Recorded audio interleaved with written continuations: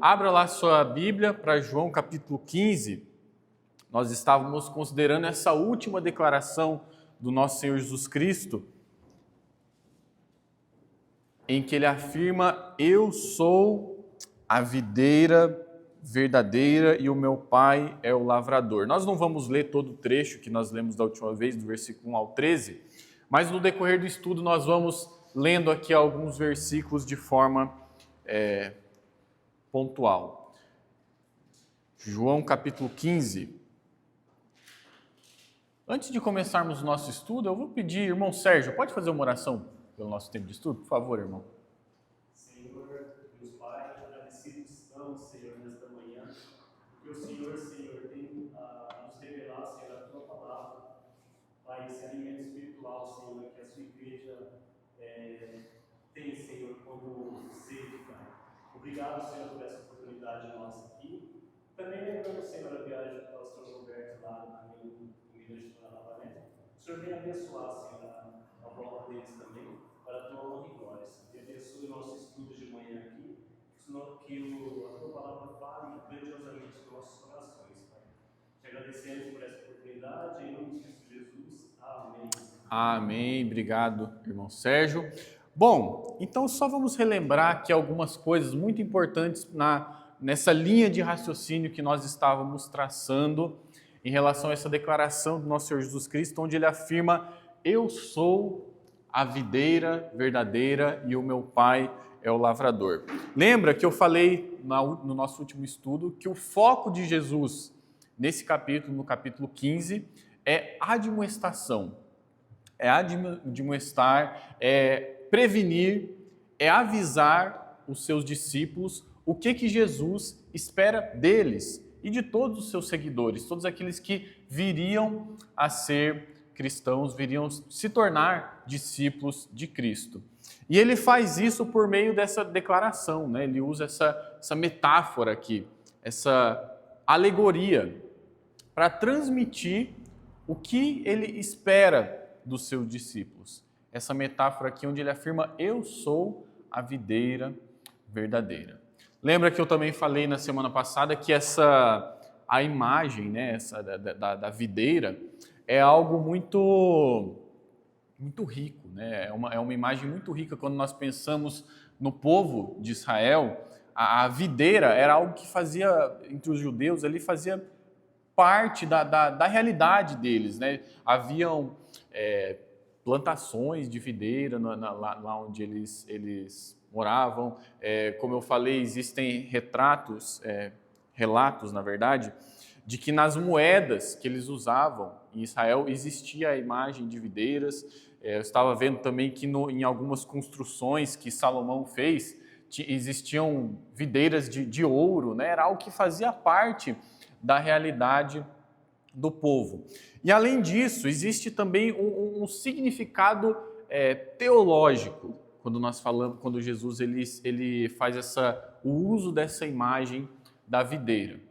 Lembra que o povo de Israel, no Antigo Testamento, havia sido retratado como uma videira que o próprio Deus plantou. E lá em Isaías fala que o que Deus esperava dessa videira é que ela desse bons frutos, né? Mas o que o povo de Israel deu? Ele deu uvas bravas, né?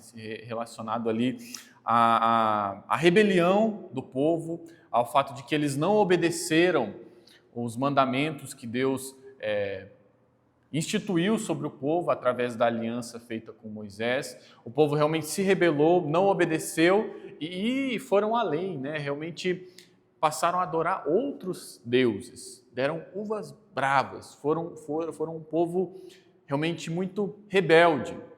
E como Deus havia previsto na aliança que havia sido feita com Moisés, se eles fossem obedientes, eles experimentariam bênção. Mas se eles não fossem obedientes, a aliança feita, eles experimentariam maldição. E foi isso que aconteceu, né? Deus mandou realmente castigo sobre o povo. Eles foram para o exílio, né? Ficaram um tempo fora da terra, só que depois eles voltaram. E havia ainda promessas que Deus havia feito ao povo de Israel lá na aliança abrâmica, antes da aliança de Moisés, que precisavam ser cumpridas e que ainda não haviam sido cumpridas. E o que Jesus ele está indicando aqui, quando ele afirma que ele é a videira verdadeira, ele está indicando que essas promessas que não haviam sido cumpridas seriam cumpridas por meio dele, por meio dessa nova aliança estabelecida em seu sangue. Ou seja, Jesus está mostrando que a forma que Deus continuaria agindo com o homem não seria mais por meio da antiga aliança feita com Moisés, porque o povo falhou em cumprir a lei dada por Deus, mas por meio da nova aliança estabelecida por meio do seu sangue. Então essa declaração aqui, além de ser uma declaração rica no sentido, no contexto ali do povo, também era uma declaração rica teologicamente, do que Jesus ele estava indicando por meio dessa declaração. Quando nós pensamos na revelação progressiva, né? Não sei se você sabe exatamente o que significa esse termo, quando a gente fala revelação progressiva, é a forma que Deus ele foi se revelando progressivamente na sua palavra. Nós temos hoje em dia, né, graças a Deus, a Bíblia inteira nas nossas mãos, mas ela não caiu toda assim, né, do céu. Ela foi sendo revelada progressivamente. E nessa revelação progressiva de Deus, por meio da sua palavra, Deus ele mostra que ele continuará agindo para cumprir as promessas que haviam sido feitas ao povo judeu e trazendo bênção a todas as nações por meio de Jesus. Então, quando nós pensamos nessa declaração, onde Jesus afirma, eu sou a videira, tem toda essa riqueza de significado teológico mesmo. Agora, isso foram coisas que nós já vimos, mas só para recapitular, para nós seguirmos a linha de raciocínio aqui nesse nosso estudo. Sendo que, porque Jesus é a videira verdadeira, isso tem implicações diretas para os ramos, para os seguidores de Jesus, que somos nós. Porque Jesus ele é a videira verdadeira, ele é a fonte de vida para os ramos, para os seguidores, aqueles que estão ligados a ele por meio da fé. Porque Jesus ele é a videira verdadeira, ele é a fonte de vitalidade. Lembra, isso foi uma coisa que nós já até vimos no último estudo. Lembra que a expectativa que Jesus tem sobre os seus seguidores, sobre os seus discípulos é o quê? Que eles deem muito fruto. Isso só é possível porque Jesus, a videira verdadeira, ele é a fonte de vitalidade, ele nos supre tudo aquilo que é necessário para que nós produzimos muito fruto. Porque Jesus ele é a videira verdadeira, ele é aquele que nos une, aquele que une os ramos na videira e também uns aos outros. Isso que nós vamos ver que é muito importante também para uma das expectativas que Jesus tem sobre os seus discípulos. Então, porque Jesus é a videira verdadeira, isso tem implicações diretas para os ramos, para os seus seguidores. Agora, lembra, eu falei que o foco do capítulo 15 é o quê? É admoestar, é avisar, é mostrar qual que é a expectativa que Jesus tem sobre os seus seguidores. Mas a verdade maravilhosa que nós temos aqui, irmãos, é que Jesus, como a videira verdadeira, ele nos supre tudo aquilo que nós necessitamos para fazermos aquilo que ele espera de nós. Nós vamos ver, nós já começamos a ver, na verdade, né? Essas expectativas que Jesus tem sobre nós, que nós demos muito fruto e que nós também, as coisas que nós vamos ver aqui a seguinte. Mas o maravilhoso é que com essa declaração, Jesus mostra que ele nos supre tudo aquilo que nós necessitamos para cumprir, para fazermos aquilo que ele espera de nós. Então, quero que você tenha isso na sua mente. Como eu falei, isso só relembrando para nós seguirmos a nossa linha de raciocínio aqui, mas quais que são, né, o que Jesus, a videira verdadeira, ele espera, então, dos seus seguidores? Nós vimos, não semana passada, na outra, no nosso último estudo da escola dominical, que Jesus ele espera de nós que nós demos, que os ramos, né, eles deem muito fruto, que eles realmente produzam muito fruto, que é referência a essa transformação de vida feita pelo Espírito Santo nas nossas vidas, através de pessoas salvas, né, os ramos compartilhando, seguidores de Cristo compartilhando a sua fé com outras pessoas, e essas outras pessoas então chegando à fé em Cristo também e se tornando ramos, né, se tornando seguidores de Cristo. Assim nós podemos dar muito fruto. E nós vimos também que Jesus ele faz algumas coisas para garantir que os ramos continuem dando muito fruto. Lembra que nós vimos lá que o que Jesus faz, ele tira alguns ramos que não são verdadeiros, né? Para que ele não drene a energia, a vitalidade da videira. E na nossa vida pessoal, Jesus ele também faz, ele nos poda, ele nos limpa para que nós possamos produzir ainda mais fruto. Como eu falei, isso nós já vimos semana passada, na outra semana, só para nós lembrarmos e seguirmos a linha de raciocínio aqui. Mas agora eu quero continuar notando essas expectativas de Jesus. A expectativa de Jesus é que os ramos deem muito fruto e a expectativa de Jesus é que os ramos permaneçam nele. Olha o que diz no versículo 3. Na verdade, versículo 4. Permaneçam em mim e eu permanecerei em vocês. Como o ramo não pode produzir fruto de si mesmo se não permanecer na videira, assim vocês não podem dar fruto se não permanecerem em mim. Aqui ele diz, mas esse tema, essa expectativa de Jesus, da permanência, é tão importante aqui, né, nessa declaração que Jesus faz, que ele repete isso do versículo 1 até o versículo 11 vezes. Então, essa expectativa de Jesus é até mais importante do que a expectativa que ele tem dos frutos. Toda vez que você, eu já falei isso, mas só para os irmãos lembrarem, toda vez que você estiver lendo um trecho da palavra de Deus e tiver uma coisa ali que está sendo repetida várias vezes, né? Uma palavra, alguma coisa ali, um tema que está sendo repetido várias vezes, isso não é assim à toa, né? Não é uma redundância. É porque Deus ele está, através da inspiração divina, enfatizando aquilo. E por isso que eu achei muito importante nós retornarmos aqui para esse estudo e considerarmos essa expectativa de Jesus, porque é uma coisa que ele enfatiza. A expectativa que ele tem de nós permanecermos nele, permanecermos na videira.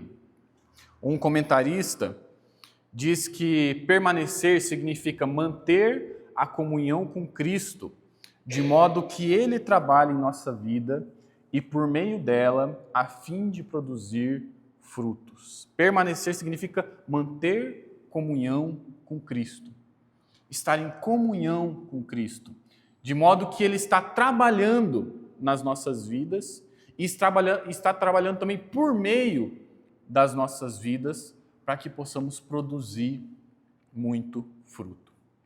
E, irmãos, sendo que Jesus ele enfatiza essa expectativa de que nós permaneçamos nele, eu acredito que é importante nós considerarmos, né? Será que eu estou permanecendo em Cristo? Como que eu posso saber se eu estou permanecendo em Cristo? E aqui nós vemos algumas evidências que mostram que nós estamos permanecendo em Cristo. E eu acredito que vale a pena nós fazermos essa autoanálise para ver se nós estamos permanecendo em Cristo, para ver se essas evidências estão presentes na nossa vida.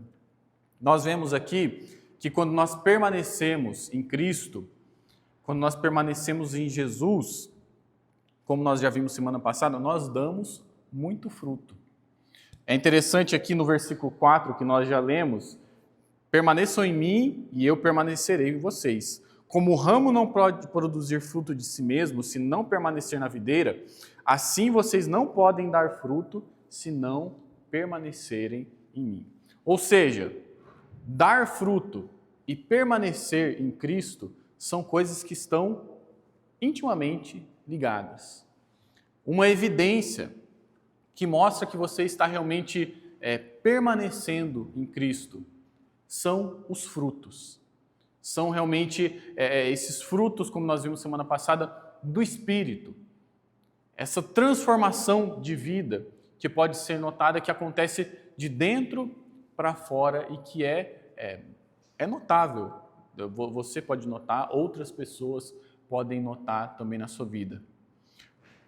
Os frutos também nesse sentido de compartilhar a fé com outras pessoas. Lógico que assim, a responsabilidade de compartilhar a fé é nossa, né? Quem faz essa obra no coração da pessoa é Deus, né? Não somos nós que convertemos a outra pessoa. Mas isso é um fruto, esse desejo, e não só o desejo, mas essa ação de realmente fazer isso, de compartilhar a fé com outra pessoa. Isso é uma evidência, isso mostra que nós estamos de fato permanecendo em Cristo. Os frutos espirituais. E isso é maravilhoso, irmãos, até porque quando nós pensamos, às vezes tem algumas pessoas que lutam na sua vida espiritual com dúvida de salvação, né? Poxa vida, será que eu sou salvo? Será que eu não sou? E fica nessa luta, assim. Irmãos, os frutos espirituais, essa transformação de vida que acontece, é algo que realmente o Espírito Santo usa para nos trazer essa certeza.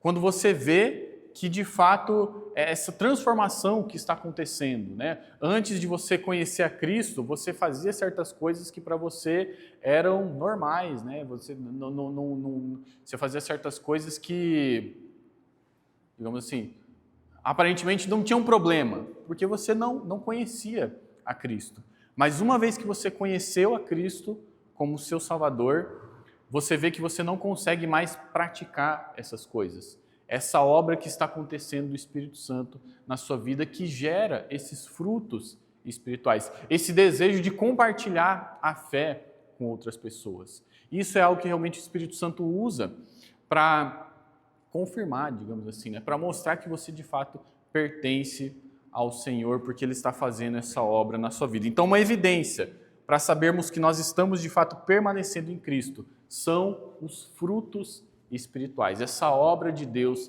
nas nossas vidas. Outra evidência, quando permanecemos em Cristo, nós vemos, como nós já vimos também no outro domingo, que Deus ele nos poda, Ele nos limpa para que nós possamos produzir ainda mais frutos. Nós não só produzimos frutos, mas Deus ele vai cada vez mais nos aperfeiçoando, nos podando por meio das provas, por meio às vezes da sua disciplina, por meio das coisas que acontecem, para que nós possamos produzir ainda mais fruto.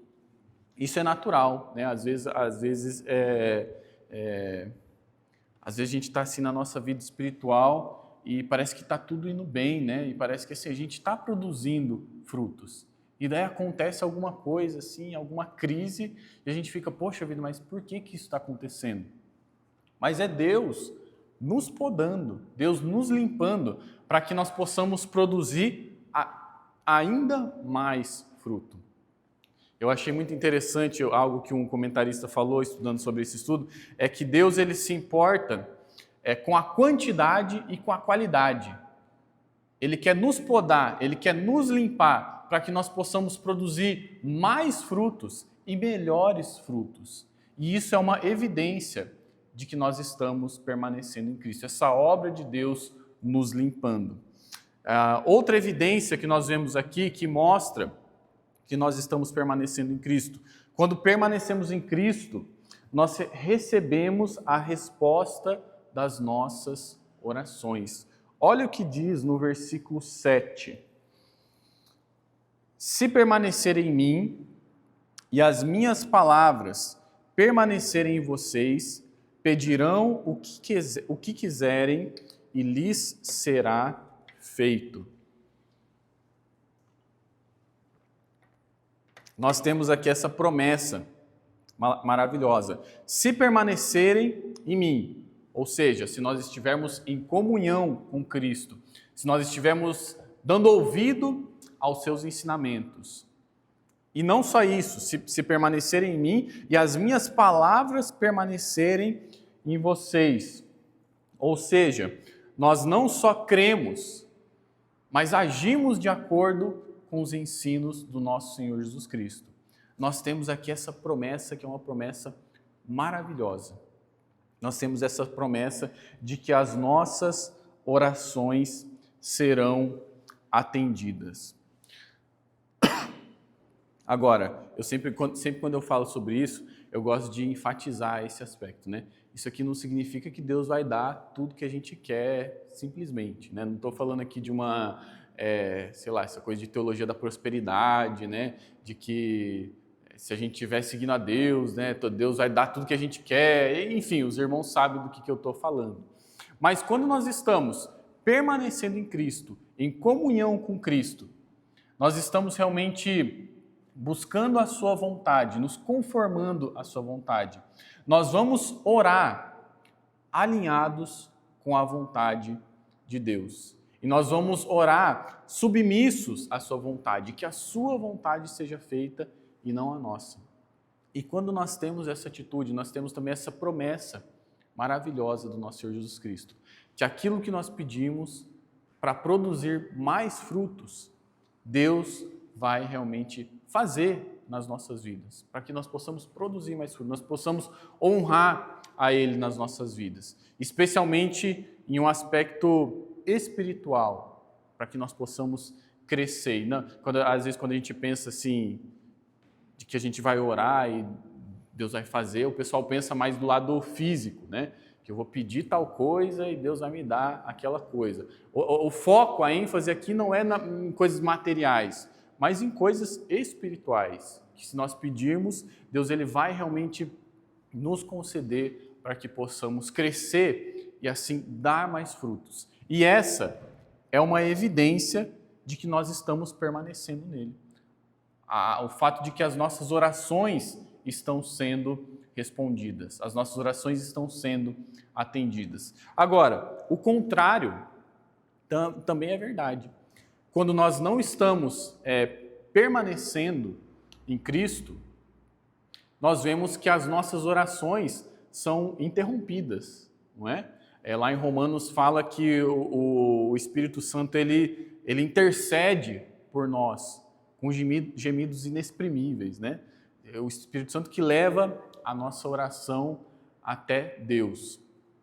Mas uma vez que nós não estamos em comunhão com Cristo, não estamos permanecendo nele, não estamos crescendo, não estamos cultivando o nosso relacionamento com o nosso Senhor Jesus Cristo, estamos vivendo talvez até em pecado, nós vemos que o Espírito Santo ele é entristecido e as nossas orações são interrompidas. Até lá não lembro exatamente se é em 1 ou 2 Pedro, fala sobre o relacionamento do homem com a mulher, né? E que o homem deve dar honra à sua mulher. Para quê?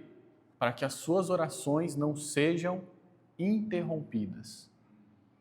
Então, uma evidência, algo que mostra que nós estamos realmente em comunhão com Cristo, estamos permanecendo nele, são as respostas de oração. Quando nós oramos e nós vemos realmente Deus respondendo essas orações nas nossas vidas. Mais uma evidência que nós temos aqui de que mostra que nós estamos permanecendo em Cristo. Quando permanecemos em Cristo, obedecemos aos seus mandamentos. Versículo 10 diz: se vocês guardam os meus mandamentos, permanecerão no meu amor, assim como também eu tenho guardado os mandamentos de meu Pai e no seu amor permaneço. Bom, eu vou deixar para falar um pouco mais disso um pouco mais para frente aqui, porque eu vejo que essa é uma outra expectativa que Cristo tem sobre as nossas vidas. Mas essa é uma evidência, quando nós obedecemos os mandamentos do nosso Senhor. Então, irmãos, é interessante notar isso, né? Jesus ele tem essa expectativa de que nós, como seus seguidores, permaneçamos nele, nós realmente tenhamos comunhão com ele. Agora, algo que eu acho interessante aqui é essa questão assim dessas duas linhas aqui que seguem juntos, né? Nós vemos que tem coisas na vida espiritual, na nossa vida espiritual, na nossa vida com Deus, que dependem exclusivamente de Deus. Por exemplo, a segurança de salvação. É algo que depende exclusivamente de Deus, né? Ele fala que se você crê nele, né? Se você é salvo, se você entrega a sua vida a ele, isso é uma coisa que você não perde. Você está na mão de Cristo, Cristo está na mão de Deus, e dali ninguém pode te tirar. E isso é algo que depende exclusivamente de Deus. Mas nós vemos também esses outros aspectos de responsabilidades que Deus coloca sobre nós, como no caso aqui de permanecermos em Cristo. Embora seja natural que um ramo, um seguidor de Cristo, siga a Ele, porque Jesus o salvou, ele não perde essa salvação, nós vemos que Jesus ele também coloca essa expectativa, essas exigências, uma responsabilidade que cai sobre nós, de nós permanecermos nele, de nós desenvolvermos a nossa salvação, de nós realmente estarmos engajados com esse processo de santificação, de crescimento que Deus está produzindo nas nossas vidas. Agora, o que é maravilhoso é que, embora tenha essa responsabilidade humana, né, essa responsabilidade que nós temos, nós vemos também com essa declaração aqui de Jesus, onde ele afirma, eu sou a videira verdadeira, é que ele supre tudo aquilo que nós necessitamos para cumprir com essas expectativas. Então, é algo maravilhoso, né? É algo realmente... Deus ele realmente nos assegura de que se nós somos salvos, nós não vamos perder isso, mas ele nos coloca responsabilidades de crescermos, de desenvolvermos a nossa fé. Mas, ao mesmo tempo, ele nos dá tudo aquilo que nós necessitamos para fazer, para cumprir com essas expectativas. Então, como eu falei, essa via aqui de mão dupla, né? Realmente, até terça-feira, nós estávamos lá no Oeste, e eu compartilhei um devocional bem ligado a isso, e o pastor Roberto falou algo que eu achei muito interessante, que é no sentido de como que a nossa vida cristã é algo que é profundamente relacional. Não é simplesmente assim um conjunto de regras, não é só um padrão de conduta. Nós estamos nos relacionando com Cristo. Nós estamos em um relacionamento real com o nosso Deus, onde Ele nos dá promessas que são imutáveis, mas Ele exige de nós também algumas coisas, só que Ele também nos ajuda a cumprir com essas coisas que Ele exige de nós. É um relacionamento. Por mais que nós não possamos ver fisicamente Cristo, Deus, pelo menos desse lado da eternidade, né?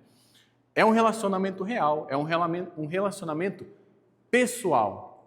E isso é algo maravilhoso, essa permanência em Cristo. Essa é uma expectativa que Jesus tem, que a videira verdadeira tem sobre os seus ramos. Eu gostaria de pontuar a última expectativa que nós vemos aqui de Jesus. A expectativa de Jesus é que os ramos guardem os seus mandamentos, como eu já havia falado ali no versículo 10, né? Se vocês guardarem os meus mandamentos, permanecerão no meu amor, assim como eu também tenho guardado os mandamentos de meu Pai, e no seu amor permaneço. Assim como existe uma ligação estreita entre dar frutos e permanecer em Cristo, também existe uma ligação entre permanecer e guardar os mandamentos. A expectativa de Jesus é que os seus discípulos, os seus seguidores, os cristãos, guardem os seus mandamentos. Nós podemos pensar, né, nos mandamentos de Jesus, talvez aquilo que foi resumido no Sermão do Monte, mas lembra que o resumo do resumo do resumo dos mandamentos de Cristo é o quê? Amar a Deus acima de todas as coisas e amar o seu próximo como a si mesmo. É o que nós vemos, o foco de Jesus, especialmente aqui, é no amor ao próximo, quando ele diz, o meu mandamento é este, no versículo 12. O meu mandamento é esse, que vocês amem uns aos outros, assim como eu os amei. A expectativa de Jesus é que nós guardemos os seus mandamentos, amando a Ele acima de todas as coisas e amando ao nosso próximo como a nós mesmos. Agora aqui nós vemos novamente essa verdade maravilhosa. Jesus, com a videira verdadeira, Ele tem essa expectativa sobre nós, mas Ele nos supre tudo aquilo que nós necessitamos para cumprir com essas expectativas. Por que nós podemos amar a Deus acima de todas as coisas e amar o nosso próximo como a nós mesmos? Nas palavras do próprio João, lá em 1 João, capítulo 4, versículo 19, nós vemos o seguinte, que nós amamos porque Ele nos amou primeiro. Nós só podemos cumprir com esse mandamento, com essa expectativa de Jesus, que Jesus tem por nós, porque nós um dia experimentamos esse amor que Deus teve por nós, enviando Cristo para morrer na cruz do Calvário. Porque nós experimentamos esse amor sacrificial de o próprio Deus entregando a sua vida por nós. Nós podemos também amar os nossos irmãos. Nós podemos amar o nosso próximo de uma forma sacrificial. Agora, irmãos, eu quero que vocês pensem um pouco na realidade ali dos discípulos. Lembra que Jesus ele estava aqui antes de ser entregue para morrer, e ele estava dando essas instruções aqui muito importantes, porque ele sabia que logo ele iria morrer, logo ele não estaria mais fisicamente com os discípulos, e isso iria trazer muitos problemas, né? Muitos problemas no sentido de, nós sabemos que os discípulos foram perseguidos, né, e tudo mais, mas até mesmo no sentido dos relacionamentos com eles. Foram algumas vezes no relato dos evangelhos que os discípulos entre si entraram ali em certas discussões, né, disputando quem que era o maior e tudo mais. Só que enquanto Jesus estava com eles, o que Jesus fazia? Jesus meio que intermediava a coisa ali, né? Jesus ele entrava ali dando o ensinamento, dando o exemplo de como que eles deveriam agir e tudo mais. Só que logo Jesus não estaria mais fisicamente com eles. E isso iria trazer dificuldade até mesmo nos relacionamentos entre eles. Iriam surgir problemas, iriam surgir dificuldades entre eles. Mas o que era necessário? Qual que era a expectativa de Jesus para os seus discípulos? É que eles amassem uns aos outros, para que eles pudessem estar unidos. Agora, isso só é possível não porque os discípulos eram perfeitos, né? Que todos eles não pecavam, de que todos eles não falhavam com os outros, e até nas nossas vidas como igreja. Essa união, esse amor que nós devemos ter, essa expectativa que Cristo tem para nós. Não é possível porque assim, o seu irmão é perfeito, o seu pastor, os seus pastores são perfeitos. Isso só é possível por causa desse amor que nós experimentamos do nosso Senhor Jesus Cristo. Esse amor sacrificial que Cristo teve por nós. E por isso, irmãos, que isso é muito importante, né? Isso de você colocar outra pessoa acima de si mesmo, né? Isso não significa que quando surgem problemas, coisas assim, você vai simplesmente ignorar eles, né? Nós temos na palavra de Deus até a forma de tratar esses problemas. Mas é muito importante nós termos esse amor sacrificial um pelos outros, para que possamos permanecer unidos. Essa é a expectativa de Jesus, que nós nos amemos uns aos outros, para assim permanecermos unidos uns aos outros, como ramos, né? Unidos à videira e unidos uns aos outros. Então, irmão, só para concluir, a união entre o ramo e a videira, ela mostra essa comunhão íntima que nós temos com Cristo. Essa comunhão íntima que dessa união flui toda a vida, todo o vigor, toda a fertilidade que nós podemos ter como cristãos. Lembra aquilo que eu falei no início? Jesus, ele é a videira verdadeira. Por isso, ele é a fonte de vida, ele é a fonte de fertilidade e ele é aquele que nos une a si mesmo e nos une uns aos outros. Por isso que ele nos supre tudo aquilo que é necessário para nós cumprirmos com essas expectativas que ele tem. Essa expectativa de darmos muito fruto, de permanecermos nele e de obedecermos aos seus mandamentos, especialmente o de amar uns aos outros. Isso não exclui a nossa responsabilidade.